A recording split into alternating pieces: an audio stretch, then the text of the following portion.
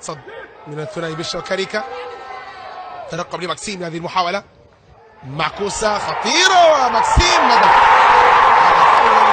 لفريق بورت لويس المانشيسي، وهو عن طريق اللاعب برونو لافينا الذي يعطي احتفالية أولى لفريق بورت لويس في ملعب المباراة، ملعب جورج الخامس. كما نشاهد هنا رئيس الاتحاد ورئيس النادي في احتفالية داخل الملعب في الدقيقة 15 يسجل أول أهداف اللقاء فريق بورت لويس. هنا كانت العكسية المرسلة في اتجاه ماكسيم، وقبل وصولها لمس اللاعب باغت ماكسيم وكمل في الشباك بقدمه برونو لافينا ليعلن عن أول أهداف اللقاء.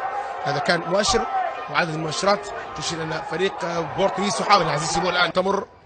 تابعين عبر قناة الشروق الفضائية في هذا النقل المباشر بين الموج الأزرق خلال السودان.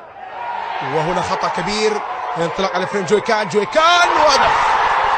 وهدف في خطأ قاتل تماما من المدافع، وفريق بورت لويس المانشيسي يحرز هدف الثاني في الدقيقة 27 عن طريق اللاعب افريم جويكان اللاعب الإيفواري الذي استفاد من خطأ قاتل تماما من المدافع وتقدم ووضع الكرة بكل هدوء على يمين الحارس ماكسيم فودو. فرقة كبيرة لفريق بورت لويس في هدف رابع لهذا اللاعب في أبطال أفريقيا، وهدف ثاني في هذا اللقاء في شوط اللعب الأول الدقيقة 26. ويعني الأمور حتى الآن صعبة في ملعب جورج الخامس، وعلى الهلال أن يذهب للهجوم، عليه أن يحرز هدف ليوقف لاحظ الخطأ الكبير من عمار الدمازين. وانطلق تقدم اللاعب جويكان وضع الكرة في الشباك، خطأ قاتل جدا من عمار الدمازين منح به هدف، والخطأ عوقب عليه مباشرة عمار الدمازين بهدف أحرز اللاعب افريم. طريق النيجيري عزيز يتقدم، عزيز يمهد لنفسه، يرسل في مكان ممتاز كاريكا تصويبه يستعد لكن يخلص المدافع، ما زالت مع كاريكا، يعود إلى سموأل. كاريكا مرور بمهارة كبيرة، تقدم لمسة أجمل في اتجاه عزيز يتقدم يرسل عكسية، عزيز على القائم البعيد والرأسية لم تأتي، ما زالت فرصة جول،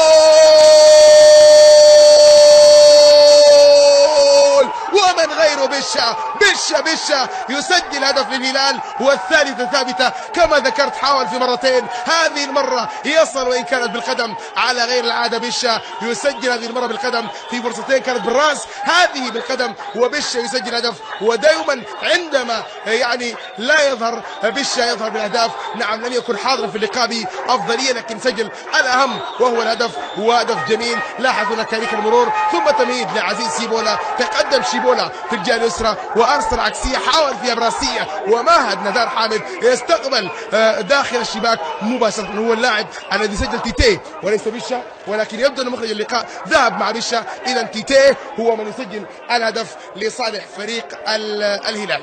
نزار حامد، نزار في اليمين لعزيز شيبولا يتقدم لمسة في اتجاه لاعب كاريكا، عكسية ممتازة مرت خطيرة، تيتيه جول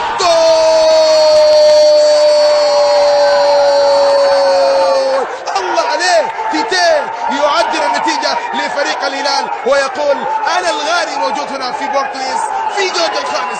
الهلال يعدل النتيجة كما توقع تماما.